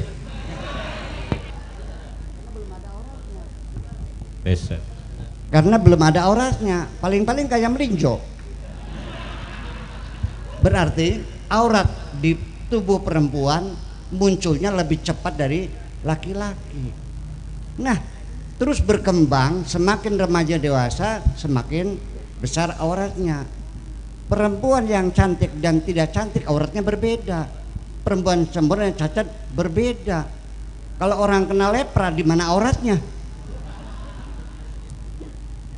Makanya ketika perempuan itu sudah jompo dan sudah kulitnya melorot semuanya, yang sudah menopause, sudah ada keinginan kawin, itu oleh Allah dikatakan wal qawaidu minan nisa'i, perempuan-perempuan jompo, allati la yarjuna nikaha, yang sudah tidak ada gairah untuk kawin lagi. La junaha alaihinna, tidak berdosa bagi perempuan-perempuan jompo itu an yada'na thiyabahun, untuk lepas baju. Mau bilang dosa? Bukan saya ngomong, ini Tuhan yang ngomong. Mau percaya silakan, gak udah. Jadi lalu akhirnya yang apa? Aurat itu adalah yang sifatnya seksual, yang erotis. Jadi sehingga suara pun, wahai perempuan, ketika engkau punya suara yang erotis, suara erotis itu suara yang membuat lelaki jadi gregetan gitu. Nah, maka suara pun menjadi aurat. Rambutmu yang bagaikan kemilau sansil, ya begitu gebes, pure pure gitu. Nah, buat orang gemes itu juga rambutmu juga aurat dong kalau begitu. Kalau wajahmu cantik jelita membuat aku pingsan, tutup wajahmu. Kata gak beli, ayo beli apa sih aku?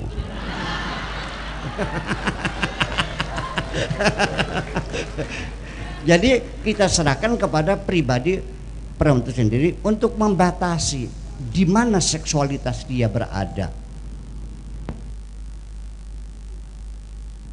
Satu. Sehingga tafsirnya sendiri dikatakan wala yadribna bi arjulihinna liyubdina zinatahunna, jangan menghentak-hentakan kaki. Ini kata mufassirin, tidak boleh perempuan berjalan menghentakkan kaki karena kata mereka kaki perempuan pakai kerincingan, jadi kerincing gitu. Saya tidak mengerti, wahai lelaki, ada enggak kamu yang bernafsu, ya, bergairah mendengar kerincingan? Enggak ada. Yang membuat laki menjadi bergairah adalah ketika engkau berjalan menghentak-hentakan kaki sehingga bokongnya bergoyang.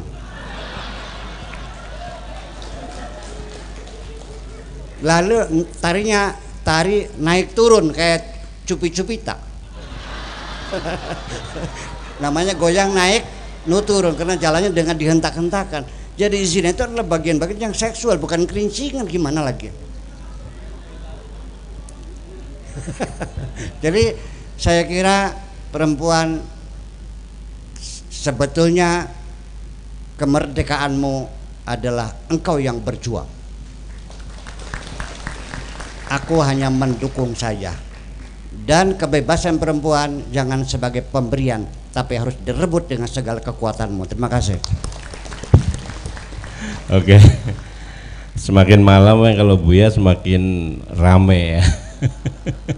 Cuman Buya punya jadwal lagi di Tegal Agung nih, kalau malam Sabtu tuh ada tawasulan juga ya. Silakan 2 orang lagi nih, saya kasih kesempatan ya, belakang, maju aja ke depan, maju ke depan Mas, karena kita, oh ya maaf, ini yang membawa mobil dengan nomor W1744PA, W1744PA dimohon untuk bisa menggeser karena ada mobil yang mau keluar. Monggo silakan, tadi 1 orang sudah mengangkat tangan.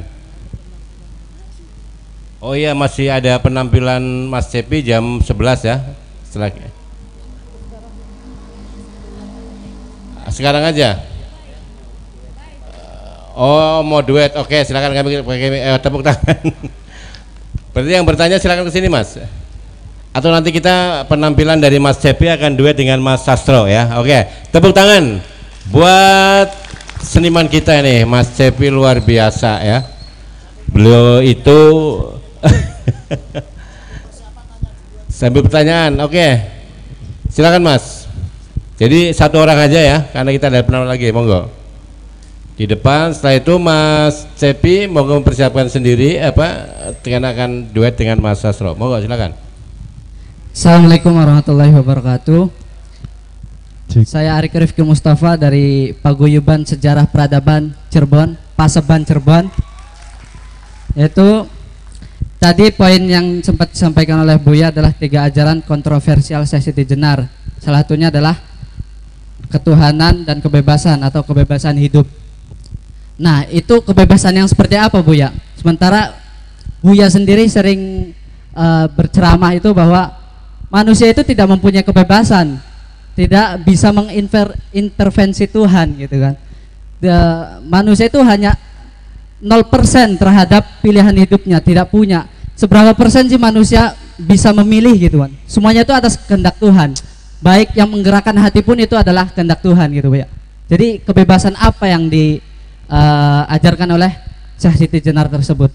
Mungkin cukup itu Bu ya. Wallahu muwaffiq ila aqwamit thoriq. Wassalamualaikum warahmatullahi wabarakatuh. Ya. Monggo Mas Sastro mungkin sekaligus pertanyaan yang terakhir ini. Sekaligus closing juga. Mengenai kebebasan dan keterikatan manusia, ini perdebatan klasik yang ini juga melahirkan antara Jabariyah dan Qadiriyah. Ya dari dulu perdebatannya begitu Mas. Sebetulnya saya nggak ingin jawab, cukup sampean baca bukunya itu Jabariyah dan Qadiriyah dari dulu, yaitu batasannya apa, logikanya kayak apa, reasoningnya kayak apa dulu. Jadi itu saya pikir sudah jelas sebagai seorang mahasiswa akan bisa mengetahui kalau Jabariyah itu mengatakan ya manusia nggak punya hak apa-apa gitu. Semuanya digerakkan Tuhan, semuanya manusia ini mengkoyok patung, koyok wayang yang digerakkan oleh dalang, dan dalang itu namanya Gusti Allah. Dia nggak bisa bicara, dia nggak bisa bergerak, dia nggak bisa berbuat, seluruhnya itu digerakkan oleh Gusti Allah. Sehingga wong urip iku mung sak derma nglakoni. Itu kalau dalam falsafah Jawa. Tapi di sisi lain enggak. Manusia punya kebebasan sebebas-bebasnya, karena begitu manusia diturunkan ke dunia oleh Allah, dia berhak melakukan apa saja karena sudah diberi perangkat, software, hardware, data, perangkat yang komplit. Kowe arep apa sak karepmu, ning engko pertanggungjawabkan di hadapan Tuhan. Itu yang seperti itu. Jadi kalau ini perdebatan lama, tadi saya melanjutkan apa yang disampaikan oleh Buya, bahwa ada seorang pemikir misalnya kayak Hasan Hanafi pernah bilang bahwa perdebatan kita ini soal teologi ini perdebatan yang sia-sia. Karena apa? Urusannya mikirnya Gusti Allah tok, iki Gusti Allah iki engko bales apa ora ini. Lah terus urusannya karo awak dhewe sing revolusi industri 4.0 ki manggone ning ndi? Ini misalnya kayak gitu. Di mana tempatnya 4.0 dalam perdebatan teologi-teologi yang seperti itu? Mbok sesekali kita itu berdebat soal diri kita, soal realitas kita, soal kehidupan kita. 4.0 sekarang ini apa yang perlu kita siapkan? Dan itu menjadi bagian dari tuntutan agama. Paling tidak kan seperti itu. Nah, inilah yang dikritik oleh Hasan Hanafi. Makanya pada dari situ dia melahirkan kitab yang minal aqidah ila saurah itu. Dari dogma ke revolusi gitu loh. Dogma-dogma itu mestinya harus dijebol dengan sikap yang revolusioner. Saya kira Buya ini sudah setara dengan Hasan Hanafi dalam hal ini. Pemikiran-pemikirannya, semangatnya yang sangat revolusioner untuk itu gitu loh. Tapi belum jadi tokoh kalau belum difitnah. Mestinya Buya ini harus difitnah rame-rame gitu loh. Ben koyo Siti Jenar gitu loh. Nanti bisa jadi menjadi diskurs yang mengguncang kita gitu loh, mengguncang dunia gitu. Sehingga inilah yang perlu kita lakukan saat itu sekarang ini. Nah, yang terakhir sekedar closing karena ini sudah sesi terakhir. Saya cuma mengingatkan. Sudah terlalu banyak warisan-warisan. Sudah terlalu banyak turos yang diberikan oleh para leluhur Nusantara itu kepada kita. Sekarang saatnya kita gali, kita kaji, kita rekonstruksi. Metodenya sudah ada. Bagaimana Wali Songo mempertemukan konstruksi kebudayaan Nusantara dengan pemikiran Islam yang dari Timur Tengah, kitab-kitab klasik para ulama direkonstruksi. Itulah menurut saya revolusi kebudayaan tahap pertama di Nusantara, terutama yang terkait dengan Islam. Dilanjutkan dengan era para ulama dan pujangga Nusantara pada fase berikutnya yang melahirkan beberapa kitab-kitab dan naskah-naskah yang sangat luar biasa. Baru revolusi ketiga dilanjutkan oleh para ulama pasca kemerdekaan yang melahirkan NKRI dan Pancasila. Itu semuanya adalah wujud dari perjalanan kebudayaan sebagai manifestasi refleksi dari sikap keberagamaan para ulama, para kiai, para habaib, para ajengan Nusantara. Gitu. Mereka selalu bergerak dinamik untuk melakukan tafsir-tafsir yang disesuaikan dengan konteksnya itu, gitu. Maka kaji kembali. Itu adalah warisan emas, intan, permata dan berlian yang diberikan kepada kita. Lho wis diwarisi koyok ngene kok malah melok-melok dadi pengikute barat secara minded itu loh. Saya bukan anti barat. Saya enggak anti barat. Saya cuma mengatakan barat itu cuma separuh. Yang separuh itu ada di spiritualitas tadi itu. Yang saya bahasakan, saya tafsirkan dari perkataan Buya Sakur tadi itu adalah roso. Roso ini kalau diasah akan bersinar, menumbuhkan kepekaan, gitu. Inilah yang akhirnya melahirkan pengetahuan juga dan konstruk kebudayaan melengkapi yang rasionalitas itu. Lah sekarang kita itu yang rasional itu memungut dari barat sampah-sampahnya, yang roso dipateni, akhirnya mati roso, gitu loh. Rasa kita nggak punya, kepekaan nggak punya, rasionalitas kita nggak ada karena hanya menjadi pemulung ide dan pengais gagasan dari sampah peradaban bangsa lain. Maka pulanglah, kembalilah ke bumi Nusantara, kaji, kenali dan asah intan, permata, berlian yang sudah diwariskan oleh orang tua kita itu. Jangan menjadi bangsa kera, karena seekor kera tidak akan pernah mengetahui keindahan dan kemahalan dari intan, permata dan berlian. Seekor kera hanya menggunakan batangan emas untuk saling memukul dengan sesamanya. Karena yang dibutuhkan seekor kera hanya sebutir pisang untuk memenuhi perutnya. Mereka berkelahi untuk berebut pisang, tapi meninggalkan warisan intan, permata yang ditinggalkan oleh para leluhurnya. Gali, kenali, dan asah. Dan ini tugas dari mahasiswa sejarah peradaban Islam. Terima kasih. Terima kasih. Pak Sator sudah cukup jelas. Saya ingin sedikit menambah masalah kebebasan. Ketika pada dialog teoritis timbul pertanyaan, apabila Tuhan itu menyuruh dan melarang, maka secara logis Allah harus memberikan kebebasan. Kalau tidak, itu namanya kezaliman. Ini dialog teoritis. Sama dengan orang yang tangan kaki diikat, dilemparkan ke lautan dan diperintahkan jangan tenggelam. Ini logika berbicara. Tetapi ketika pada tatanan realita, tadi yang menanya siapa namanya? Bakir. Oke, penanya tadi ini realita. Anda namanya siapa? Bakir. Pilihan siapa? Lahir dari perut siapa? Jawab dulu. Pilihan siapa? Bapakmu siapa? Pilihan siapa? Lahirnya di mana? Pilihan siapa? Jam berapa lahirnya? Bulan apa? Tahun berapa? Pilihan siapa? Dan sampai kematianmu pun saya akan mengatakan, bolehkah engkau memilih mati dengan beli tambang? Bolehkah engkau mati minum racun? Bolehkah engkau memilih saat kematianmu? Di sini kau harus berserah diri semuanya kepada Allah Subhanahu wa taala. Tetapi untuk menggabung dua pemahaman yang berbeda itu, mungkin secara ilustrasi saja, seperti masinis kereta api listrik.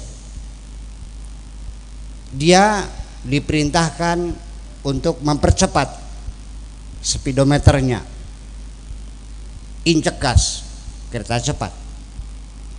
Lalu sentral merintahkan pelan sebentar karena pintu gerbang belum tertutup. Direm sedikit, berhenti.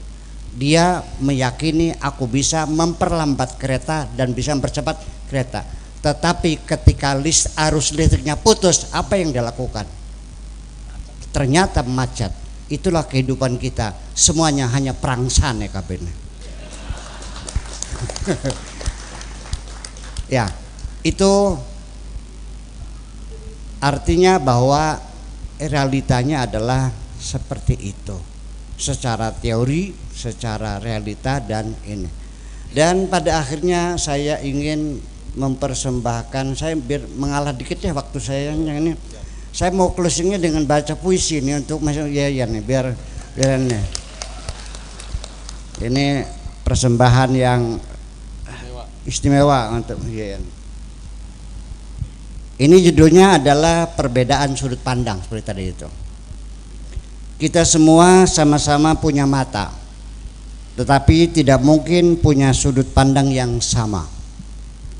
Namun demikian, wahai kekasihku, aku selalu berusaha untuk memahami sudut pandangmu terhadap diriku. Bahkan seringkali aku dengan sukarela demi cintaku kepadamu, aku merubah sudut pandangku sendiri supaya aku mendapat kenyamanan di hati selalu berdampingan bersamamu.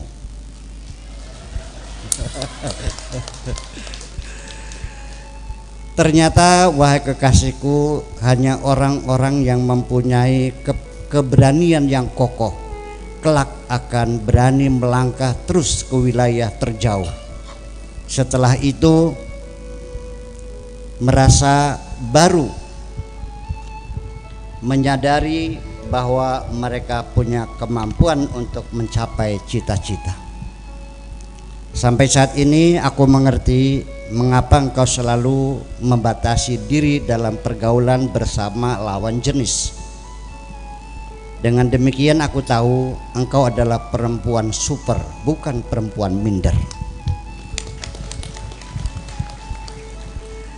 Termasuk juga sampai saat ini engkau tidak pernah minta apa-apa dan tidak pernah berbicara tentang uang sama sekali. Aku setuju saja dengan keyakinanmu bahwa uang tidak dapat membeli kehidupan dan kesetiaan cinta. Tubuhku selalu mengalami kelelahan ketika dibawa kerja terus-menerus, kecuali mataku tak pernah lelah ketika menatapi wajahmu yang cantik jelita. Demikian juga lidahku tidak pernah lelah ketika selalu menyebut namamu. Selanjutnya, supaya tidak merasa lelah dalam kelelahan, supaya pikiran selalu cemerlang dan hati terang yang tenang, jangan pernah mengangkat dirimu sebagai pengacara yang membela kesalahanmu, dan jangan pernah mengangkat dirimu sebagai seorang hakim yang memutuskan dosa-dosa orang lain. Selalu bertanya kepada hatimu, jangan kepada akalmu. Selalu bertanya kepada hatimu, jangan kepada akalmu, karena akalmu adalah pengacara yang selalu memberikan advokasi supaya jangan ada orang yang menyalahkan dirimu. Yang penting, bangunlah hidupmu sendiri sesuai dengan cita-cita dan harapanmu sendiri. Jangan biarkan ada pihak lain yang melakukan intervensi atau mendikte ke dalam pikiranmu.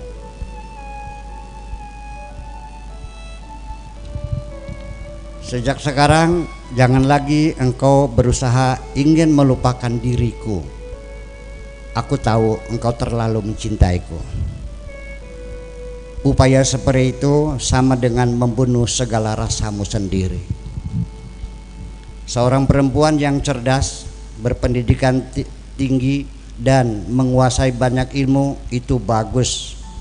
Perempuan yang punya cita-cita luhur dan keinginan yang kuat itu lebih bagus lagi. tetapi perempuan yang berakhlak mulia seperti dirimu itulah yang paling hebat.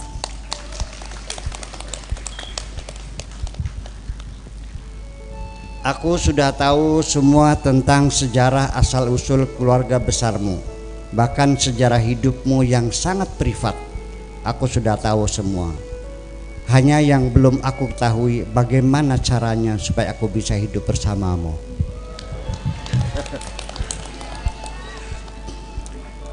Walau bagaimanapun aku tetap akan bersabar sampai kapanpun, selagi engkau masih bersedia bercakap-cakap denganku. Karena fase terakhir bagi suatu kesabaran ialah ketika engkau sudah menolak sama sekali untuk bercakap bersamaku. Mungkin dalam dirimu masih ada sedikit kebimbangan atau engkau masih dalam proses. Engkau masih dalam proses pertimbangan antara menerima atau tidak. Untuk itu aku berikan engkau kebebasan untuk memilih, sehingga nanti engkau tidak kecewa di kemudian hari. Selagi aku masih dapat tersenyum di hadapanmu, selagi aku masih bisa tertawa terbahak-bahak bersamamu dan masih bertanya tentang kesehatanmu, tentang tenang sajalah, tidak usah gelisah. Tetapi ketika nanti aku sudah tidak berusik lagi, terlihat dingin dan tidak responsif, itu pertanda aku sudah berlebihan menanggung kerinduan kepadamu.